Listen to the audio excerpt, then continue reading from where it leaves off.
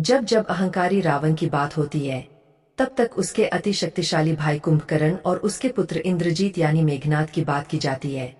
लेकिन रामायण काल में रावण का एक और पुत्र था जिसका वर्णन रामायण में बखूबी देखने को मिलता है।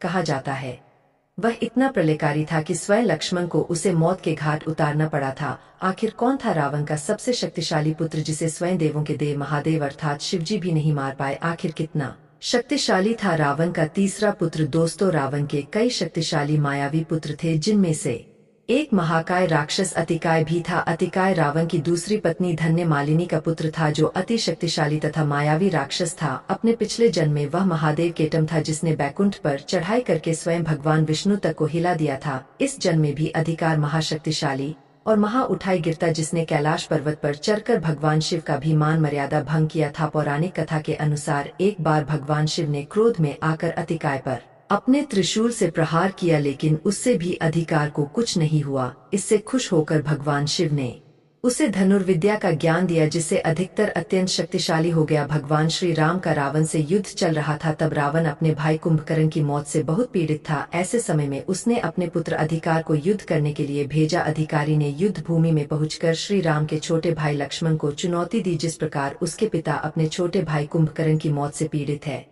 उसी प्रकार वह लक्ष्मण का वध करके श्री राम को तड़पते हुए देखना चाहता है।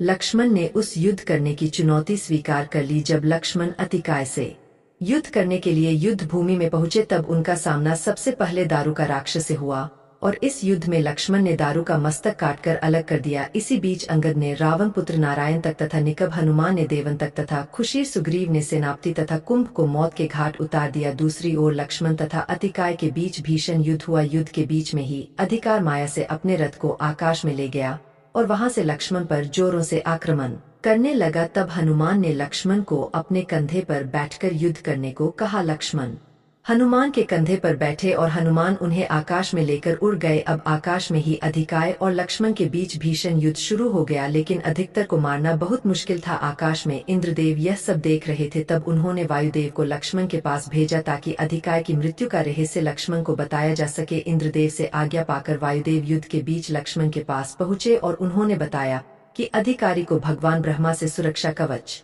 मिला है, जिससे उनके द्वारा चलाए गए किसी भी शक्तिमान से उसे कवच को भेद पाना संभव है।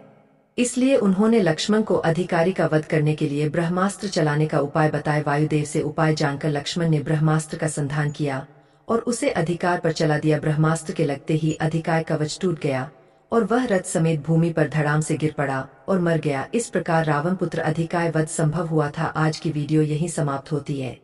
ऐसी ही और रोचक वीडियो देखने के लिए हमारे चैनल को अवश्य सब्सक्राइब करें।